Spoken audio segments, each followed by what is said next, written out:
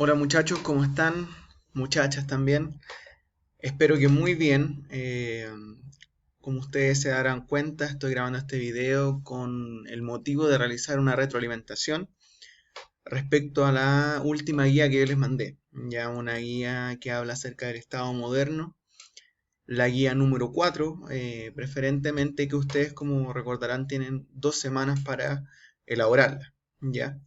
Yo anteriormente ya les había enviado algunos videos de retroalimentación. De hecho, creé un canal de YouTube para poder mandar esos videos, para poder guardarlos, mejor dicho. Pero decidí comenzar a grabarme también para que ustedes puedan verme, puedan recordar cómo era mi cara y también para darle un poco más de dinamismo a estos videos. Ya, porque obviamente ya después de tanto tiempo ustedes quizás han olvidado un poco la dinámica de clase. Entonces, eso es lo que vamos a trabajar el día de hoy. Ya les voy a hacer una retroalimentación no muy larga, no más de 15 minutos. Así que empecemos. Ya, bueno, seguramente a ustedes les habrá llegado esta guía que tengo yo acá proyectada, ¿cierto? Que habla más que nada acerca del surgimiento del Estado moderno, explicar algunos factores que permitieron el surgimiento de monarquías nacionales en la Edad Moderna, argumentando a partir del uso de fuentes primarias y secundarias. Ya como es normal en el ramo de historia, la centralidad del trabajo nuestro está basado en las fuentes tanto primarias como secundarias. ¿Ya? Bueno, ahí ustedes colocan su nombre, curso, fecha y el puntaje tentativo que va a tener esta guía porque todavía no vemos bien cómo serán evaluadas las guías. Las instrucciones de la guía son las mismas que yo estaba enviando en el último tiempo. Ya pueden desarrollarla de diversas maneras, según sea su capacidad y circunstancias. Pueden guardarla como un archivo y hacerla en el mismo computador. Pueden imprimirla y responder sobre la guía. Pueden escribir las preguntas, ¿cierto? Y poner la respuesta en su cuaderno como ustedes puedan y como ustedes les acomode. Ya yo acá no voy a juzgar la manera en que la hagan mientras la hagan. Una vez terminen su guía, tienen que mandármela a mi mail, riquelmepedro824, y si es que les complica enviármela al mail, a mi número de WhatsApp, que ustedes también lo tienen, ¿cierto? Y también sus apoderados, ¿ya? No se compliquen, mándenmela tal cual como puedan, pero háganlo, por favor, ¿ya? Y bueno, aquí hay una cuestión muy importante. Esta guía tiene un ítem, la mayor parte de la guía en realidad son de análisis de fuentes escritas. Por lo tanto, yo les enseñé a ustedes los métodos necesarios para poder comprender y trabajar con fuentes escritas, que son la extracción de ideas principales, el subrayar, el sacar citas, ya todo lo necesario, ¿cierto? Para que ustedes entiendan de la mejor manera lo que leen. Así que por favor, eh, pongan en práctica aquello. Y si es que no se acuerdan bien o si dicen, bueno, pero profesor, yo lo voy a hacer en el computador, ¿cómo voy a subrayar? El mismo Adobe les entrega todas las herramientas necesarias para que ustedes puedan subrayar y destacar. ¿Ya? Aquí les estoy dando el ejemplo. Así que no hay justificación para que no lo hagan. ¿Ya? Y bueno, el puntaje, ¿cierto? Está referenciado con un número entre paréntesis al lado de cada una de las preguntas. ¿Ya? La guía, ¿cierto? Como toda esta guía y porque es necesario en el contexto en el cual estamos, nos invita un poco a recordar. Ya, si ustedes recordarán la guía número 3, hablaba acerca de este quiebre que se produce, por un lado, entre la Edad Media y por otro lado, entre la Edad Moderna. Nosotros trabajamos durante séptimo básico la Edad Media en profundidad y durante octavo estábamos incipientemente trabajando la Edad Moderna. Recuerden siempre que las edades en la historia universal son solamente una construcción de personas, de historiadores, que cientos de años después dijeron, en este periodo hay unas dinámicas distintas, por lo tanto no podemos hablar de que es la misma edad, sino que estamos hablando de otra edad, ¿ya? Estos quiebres, ¿cierto? Y estas dinámicas distintas son bastantes, ya van desde que durante la Edad Moderna, por ejemplo, logra haber una conexión directa entre Europa y América por los primeros grandes viajes de descubrimiento realizados por Cristóbal Colón, también porque se pierde quizás la centralidad un poco en la religión, ya en la creencia como Dios como el centro del universo y comienza nuevamente el ser humano, tal cual como eran los valores clásicos, a ver, ¿cierto? Las capacidades y las potencialidades también del humanismo, del ser humano, etcétera. Cae Constantinopla y por lo tanto cae el último gran vestigio del Imperio Romano, etcétera. Ya se termina el feudalismo también, por lo tanto lo que nos vamos es que no podemos pensar que son las mismas dinámicas, son los mismos procesos y por lo tanto son distintas edades. En este caso, ¿cierto? La Edad Media y la Edad Moderna. ¿ya? Así que recuerden siempre eso. Durante la Edad Moderna, muchachos, una cuestión, y muchachas, una cuestión que también sale en la guía número 3, surgen estados nacionales, surgen los primeros estados tal cual como los conocemos nosotros actualmente, con ejércitos, con territorios definidos, ¿cierto? Con un mandatario, con un sistema fiscal, con una forma de gobierno en particular, con un nombre, con himnos, etc. Ya con un sentimiento de nación, de ser parte de un país.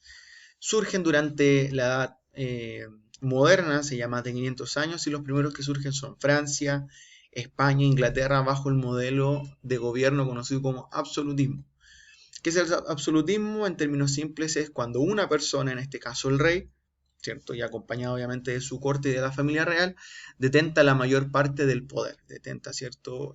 El poder absoluto, tanto judicial como militar, etc. Por eso que se le llama absolutismo, porque gobierna de manera absoluta, ¿ya? ¿Qué es lo que tienen que hacer entonces en la guía? Yo les voy a explicar, los voy a ayudar si es que tienen algún problema, ¿ya?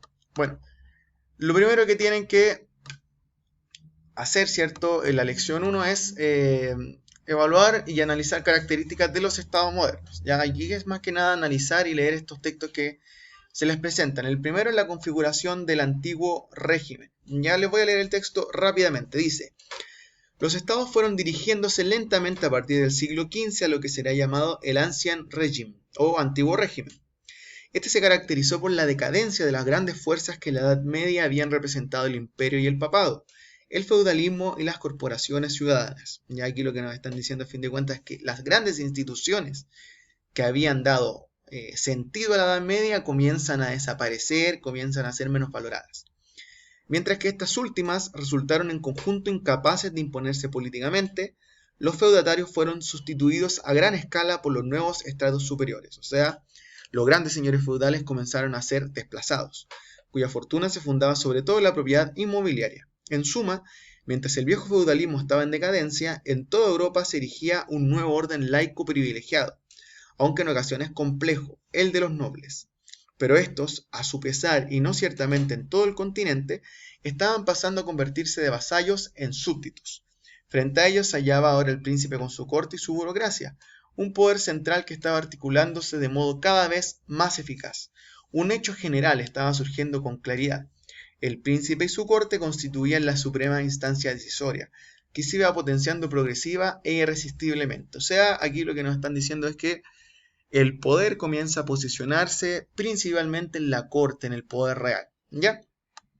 Recuerden siempre, tal cual como dice acá, que cada texto ustedes tienen que tratar de subrayarlo, destacarlo, tomar apuntes, todo lo que sea necesario para poder comprenderlo de la mejor manera posible. Y acá vienen al tiro las primeras preguntas en torno a esto. Primero, ¿cuál es la idea principal del texto?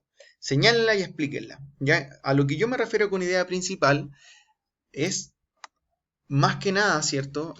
Cuando ustedes dicen ya, el texto, según lo que yo acabo de leer, según los conocimientos que yo tengo, trata acerca de esto. Eso es la idea principal. ¿De qué trata el texto? Ustedes me dicen, profesor, la idea principal es X y luego, tal cual como dice la pregunta, me explican X. ¿Ya? Tienen que explicar también, no solamente señalarla, sino que explicarla. El por qué ustedes creen que es esta idea principal. Y luego me responden una pregunta. Según este texto, obviamente, ¿por qué elementos estuvo caracterizado el antiguo régimen? O sea, el texto me habla, me dice algunas características de este antiguo régimen. ¿Ya? Ustedes me las tienen que señalar. Es solamente cosa de leerlo, comprenderlo y se van a dar cuenta inmediatamente. ¿Cuáles son estas características? A modo de pista, una vez que hablan, ¿cierto? Y se les señala el antiguo régimen. Espérenme un poquito que justo me está sonando la alarma. Luego vienen las características, ¿ya? Así que por ahí las van a encontrar. Luego viene otro texto relacionado obviamente con el tema de los estados modernos, y se llama La importancia de los ejércitos permanentes, ¿ya? Y dice: la nueva tecnología militar requirió entrenamientos más largos y ejércitos más grandes, lo que significaba que esas fuerzas de campo vieron la necesidad de mantener al menos el núcleo de un ejército permanente de un conflicto a otro. Los ejércitos permanentes fueron un factor clave en el crecimiento de los Estados-nación. Hacia el 1500, las naciones europeas occidentales tenían ejércitos permanentes, generalmente llamados ejército real o ejército del rey. Parte de los soldados estaban directamente bajo el control del Estado, mientras que otros estaban organizados bajo una extensa red de contratistas militares. Bueno, y ahí el texto sigue exactamente con lo mismo. Nuevamente, ¿cuál es la idea principal del texto? Ustedes me explican esa idea principal y me la señalan tal cual como en la pregunta anterior y luego de aquello. ¿Por qué eran tan importantes los ejércitos permanentes para los estados modernos de la época? ¿Qué roles crees tú que cumplían esos ejércitos? A lo que voy, o sea, estos estados modernos, ¿por qué concebían tanta importancia en un ejército al nivel que los hacían permanentes, que los financiaban todo el año y no solamente en épocas de guerra? ¿Ya? ¿Qué podían hacer ellos con esos ejércitos? ¿Qué provecho les podían sacar? Y a la vez también, como dice acá en la pregunta, ¿qué roles cree usted que cumplían esos ejércitos? Pensemos en el ejército actual, ¿qué roles cumple? Ahora mismo en las calles este ejército está llevando a cabo algunas cosas. Bueno, ¿qué rol cumplía el ejército de aquella época? ¿Era similar o no a los ejércitos que nosotros conocemos actualmente? ¿Ya? Luego, la lección 2, el nacimiento del Estado moderno. Ustedes tenían que ver acá un video que se llama El nacimiento del Estado moderno en 15 minutos, que yo se los adjunté recién, ahí tuve un pequeño problema. Y acá está no es que yo haya estado preparado, pero este es el video, muchachos. ¿Ya? Ustedes ven los primeros 5 minutos, solamente los primeros 5 minutos, o sea, llegan hasta acá. Lo que viene después no nos interesa, o sea, nos interesa, pero posteriormente lo que nos interesa para esta guía en particular es solamente hasta los minutos 5, nada más, ¿ya? Una vez que vieron ese video, que también tomaron apuntes, que lo comprendieron de la mejor manera posible, me responden también las preguntas. Número 1. ¿De qué forma cambió el mapa político europeo durante la modernidad? ¿Cuál fue el principal factor de este cambio? O sea, ¿de qué forma el mapa que existía en Europa durante la Edad Media se modifica, cambia en el momento en que comprendemos y pasamos a la época moderna? ¿Y cuál fue el principal factor de este cambio? ¿Ya? Número 2. ¿De qué manera describe el relator del video el cambio de mentalidad acontecido en el paso de la Edad Media a la Edad Moderna? El video les dice, hay un cambio de mentalidad. Las personas de la Edad Moderna pensaban distinto, tenían una estructura mental distinta a las personas de la Edad Media. ¿Cómo es este cambio de mentalidad? ¿En qué consiste? Y también dice, ¿qué movimiento surge en base a este cambio de mentalidad? Surge un movimiento intelectual, un movimiento científico en base a este cambio de mentalidad entre una edad y otra. ¿Cuál es? ¿Cómo se llama y en qué consistió? ¿Ya? La pregunta número 3. ¿A qué se refiere el relator del video cuando habla de renacimiento? O sea, comprendamos lo que dice el concepto. Renacer, renacimiento, algo vuelvan a hacer. ¿Qué es lo que vuelvan a hacer según el relator del video? ¿Qué ejemplo da para explicar este renacimiento? Él da algunos ejemplos muy específicos y muy decidores respecto a por qué hablamos de un renacer y de un renacimiento. ¿Ya? Así que también guíense en aquello. Y por último, muchachos, la lección 3, no por eso menos importante, dice, plantea tu postura respecto a los contenidos. En esta lección tendrás que elaborar un mini ensayo de entre 10 y 15 líneas, ¿ya?